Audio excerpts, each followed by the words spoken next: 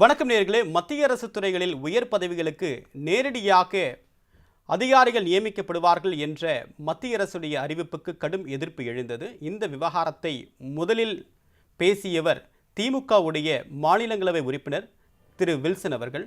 அவர் தற்போது நேரலையில் இணைந்திருக்கிறார். அவரை வரவேற்கலாம். சார் வணக்கம்.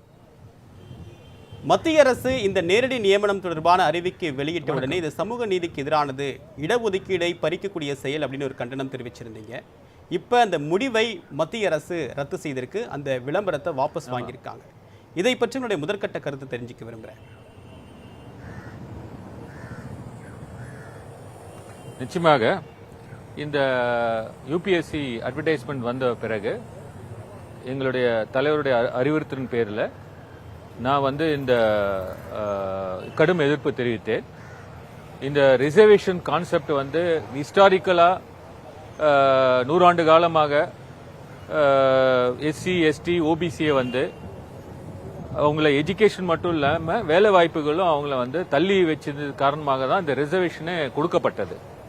இந்த ரிசர்வேஷன் இஸ் மேண்டேட்ரி, ஏன்னா கான்ஸ்டிடியூஷனல் ரிசர்வேஷன். இதை நீங்க எந்த விதத்திலையும் நீங்க அதை தள்ளி வைக்க முடியாது.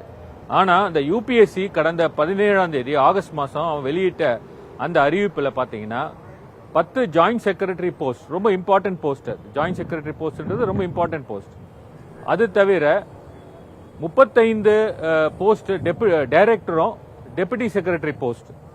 இந்த டோட்டலா 45 போஸ்ட்ல பாத்தீங்கன்னா 3 ஆண்டு காலத்திலிருந்து 5 ஆண்டு காலம் வரைக்கும் அந்த டெனர் உள்ள அந்த போஸ்டுக்கு எந்தவித ரிசர்வேஷனும் கிடையாது அப்படின்னு சொல்லி அந்த நோட்டிபிகேஷன்ல இருக்கு. அது மட்டும் இல்ல, ஒன்றிய அரசுல பணிபுரிவர்கள்லாம் இந்த அட்வர்டைஸ்மெண்ட்டுக்கு அப்ளை பண்ணக்கூடாதுன்னு வேற அந்த நோட்டிபிகேஷன்ல சொல்லியிருக்காங்க. இது பாத்தீங்கன்னா நான் சொன்ன இந்த 100 ஆண்டு காலமாக இந்த வஞ்சிக்கப்பட்ட இந்த காஸ்ட் டிப்ரைவ் பண்ண அந்த கம்யூனிட்டிஸை மெயின் ஸ்ட்ரீமை கொண்டு வரணும் தான் இந்த ரிசர்வேஷன் கொடுக்குறாங்க. அப்போ நீங்க இந்த மாதிரி ஒரு புற வழியாக இது நான் லேட்டரல் என்ட்ரின்னு அவங்க சொல்றது கூட நான் என்ன சொல்வேன்னா, இது பேக்டோர் என்ட்ரி தான் நம்ம சொல்லணும். சரி, நீங்க பேக்டோர் என்ட்ரி கூட கொடுக்குறீங்க, பட் ரிசர்வேஷனை எப்படி நீங்க கொடுக்க முடியாதுன்னு சொல்ல முடியும்? ஸோ இந்த நோட்டிபிகேஷனே இட் இஸ் அன்கான்ஸ்டிடியூஷனல். அது மட்டும் இல்ல, 1968 ஹோம் மினிஸ்ட்ரி ஒரு நோட்டிபிகேஷன் போட்டிருக்காங்க.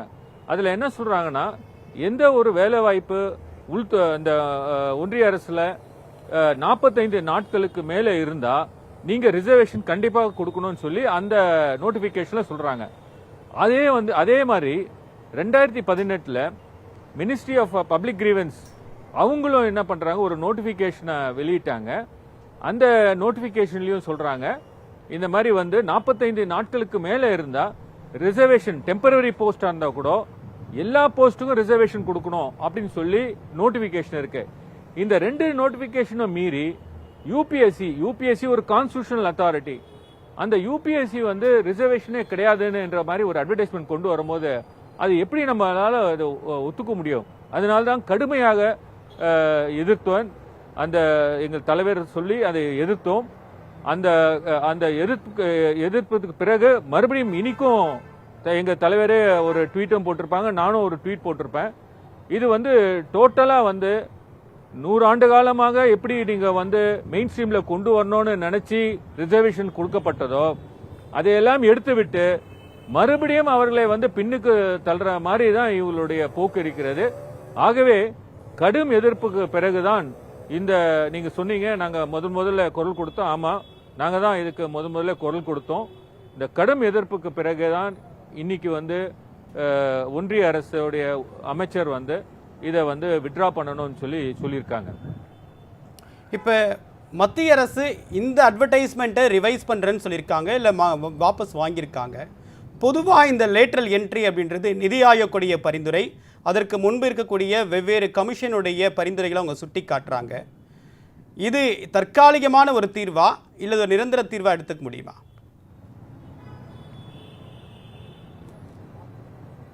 அதாவதுங்க, நீங்க இது 2 விஷயம் இருக்குங்க. ஒன்று லேட்டரல் என்ட்ரி, இன்னொன்று ரிசர்வேஷன் இல்லாதது. நான் சொன்ன எந்த பதவியும் ஒன்றிய அரசுலையும் சரி, அதே போல் மாநில அரசில் உள்ள பதவியிலும் சரி, நீங்கள் ரிசர்வேஷன் முடியாதுன்னு சொல்ல முடியாது. நான் சொன்ன 45 நாட்களுக்கு மேலே அதிகமாக அந்த பதவி இருந்தாலே, ஏன்னா இந்த பதவி பார்த்தீங்கன்னா 3லேருந்து 5 வருடம் அப்படின்னு சொல்லி டெனர் கொடுத்துருக்காங்க. ஸோ இந்த பதவிக்கு நிச்சயமாக ரிசர்வேஷன் இருக்கணும். ஸோ இது வந்து நீங்கள் மறுபடியும் அட்வர்டைஸ்மெண்ட் கொடுத்து அப்போ ரிசர்வேஷன் கொடுக்க முடியாது சொன்னால் நிச்சயமாக நாங்கள் வந்து அதை எதிர்ப்போம். இந்த ரிசர்வேஷனை இது இல்லாமல் கொண்டு வந்ததுனால யூபிஎஸ்சி சேர்மனே சாக் பண்ணணும்ன்றது எங்களுடைய குரலாக இருந்தது. இன்னைக்கு பார்த்தீங்கன்னா நான் கேட்டதே யூபிஎஸ்சி சேர்மனே சாக் பண்ணணும் அப்படின்ட்டு. ஆகவே ரிசர்வேஷன் இல்லாததுன்னு நீங்கள் சொன்னீங்கன்னா நாங்கள் கடுமையாக எதிர்ப்போம். திராவிட முன்னேற்ற கழகம் வந்து நிச்சயமாக இதை அனுமதிக்காது, எந்த விதத்திலையும் அனுமதிக்காது. இது நம்பர் 1.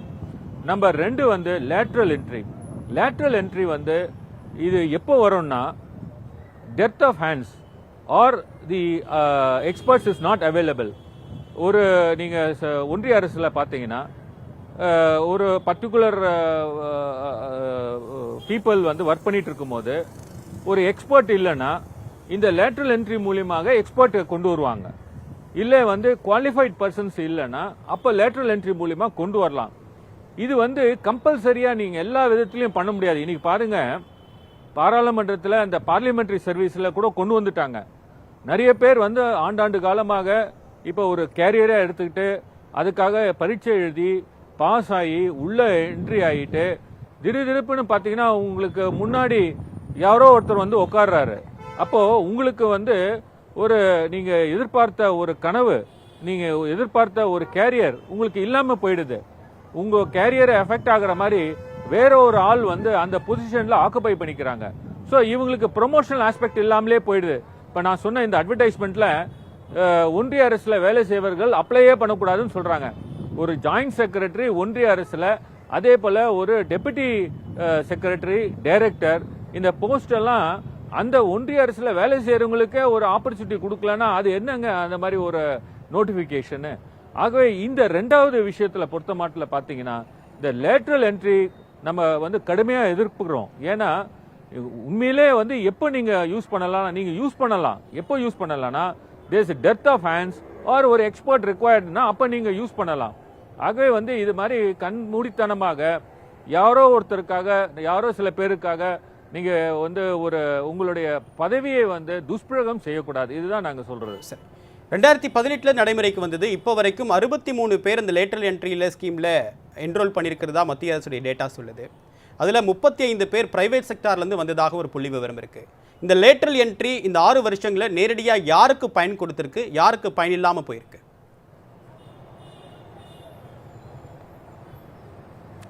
அதுதாங்க நான் சொன்னேன். நான் சொல்றது இந்த மார்ஜினலைஸ்ட் கம்யூனிட்டிஸ் இவங்க நிச்சயமா இதுல வந்து பாதிக்கப்படுறாங்க. அவங்கள உள்ள வரக்கூடாதுன்றது தான் இவங்களுடைய எண்ணம். Schedule cost, schedule try and OBC நீங்க எடுத்து பாருங்க. நீங்க இன்னைக்கு பாருங்க செக்ரட்டரிஸ் எத்தனை பேர் வந்து ஒன்றிய அரசுல இருக்காங்க.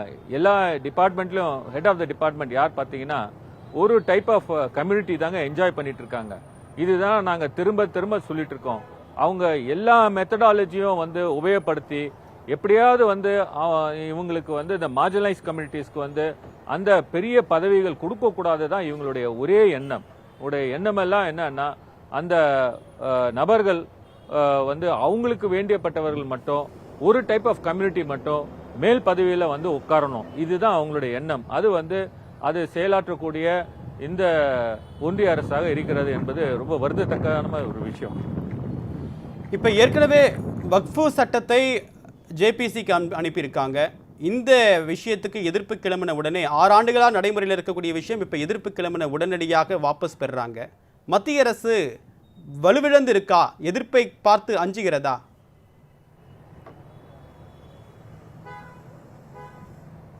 நிச்சயமாக இது வந்து இந்த ரிசர்வேஷன் இஷ்யூஸ்ல பாத்தீங்கன்னா எல்லாம் ஒன்னா சேர்ந்துட்டாங்க.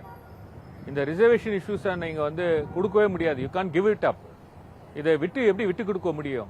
யாரா இருந்தாலும் சரி, இது வந்து நிச்சயமா இந்த இஷ்யூஸை வந்து யாரும் ஒத்துக்கொள்ள முடியாது. அது மட்டும் இல்ல, இந்த வக்ஃப் போர்டுன்றது மைனாரிட்டி ரைட்ஸ். நீங்க மைனாரிட்டி ரைட்ஸ் எஃபெக்ட் ஆகுற மாதிரி இப்போ வந்து ஒரு அமெண்ட் பண்ணிட்டு நீங்க அந்த அவங்களுடைய அந்த ரைட்ஸை இன்க்ளூட் பண்ற மாதிரி இவங்க வந்து நான் மைனாரிட்டி நான் முஸ்லிம்ஸை உள்ள கொண்டு வர மாதிரி அந்த அமெண்ட்மெண்ட்ஸ் கொண்டு வந்தா நிச்சயமா வந்து யாரும் ஒத்துக்க மாட்டாங்க. ஸோ இந்த ப்ரெஷர்லாம் வந்து இப்பொழுது உள்ள அரசு வந்து தட் ஷோஸ் வந்து இந்த கவர்மெண்ட் வந்து is not a majority government. இது வந்து எல்லாருக்குமே தெரிந்த ஒரு விஷயம். நீங்க சொன்ன மாதிரி இந்த வக்ஃப் ஆக்டை வந்து ஜேபிசிக்கு விடுவதும் இனிய தேதியில வந்து இந்த நோட்டிபிகேஷன் விட்ரா பண்ணுவதும் இது வந்து கிளியரா காட்டுகிறது. ஆனா எபோவ் ஆல் நான் ஒன்று சொல்லணும், சட்டம் வந்து இருக்கிறது. இவங்களுக்கு வந்து அட்வைஸ் பண்றவங்க ஒரு செட் ஆஃப் பியூரோக்ராட்ஸ் வந்து மற்றவங்க வந்து எப்படியும் உள்ள வரக்கூடாது அப்படின்ற ஒரு எண்ணத்தோட இருக்கும் பொழுது அந்த மாதிரி பியூரோக்ராட் சர்க்கிளை நிச்சயமா வந்து தள்ளி வைக்கணும். எல்லாருக்கும் அந்த பதவி வர்ற மாதிரி நீங்க ரிசர்வேஷனை அப்ளை பண்ணி ஓப்பன் டிரான்ஸ்பரண்டா நீங்க பண்ணீங்கன்னா நிச்சயமா வந்து அந்த வித்தின் தட் சர்க்கிள் வந்து மெரிட்டோரியஸ் கேண்டிடேட்ஸ் இருக்க போறாங்க, அவங்க வர போறாங்க. ஆகவே வந்து இந்த நோட்டிபிகேஷன்லாம் சில பேரை உள்ள கொண்டு வருவதற்காக தான் இந்த நோட்டிபிகேஷனை அவங்க ஏற்பாடு செஞ்சிருக்கான்ற மாதிரி தோன்றுகிறது.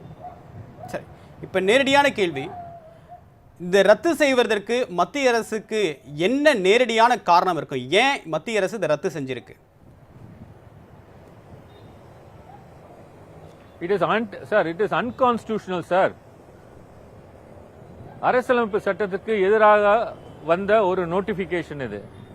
இந்த நோட்டிபிகேஷன் வந்து நிச்சயமா உங்களுக்கு மண்டல் கமிஷன் அதோடைய ரிப்போர்ட்ஸை வந்து எவ்வளோ கஷ்டப்பட்டு போராடி அதை வந்து கொண்டு வந்தது விபி சிங் அரசு, அதை இம்ப்ளிமெண்ட் பண்ணுறதுக்காக எவ்வளோ போராட்டங்கள் நடந்தது.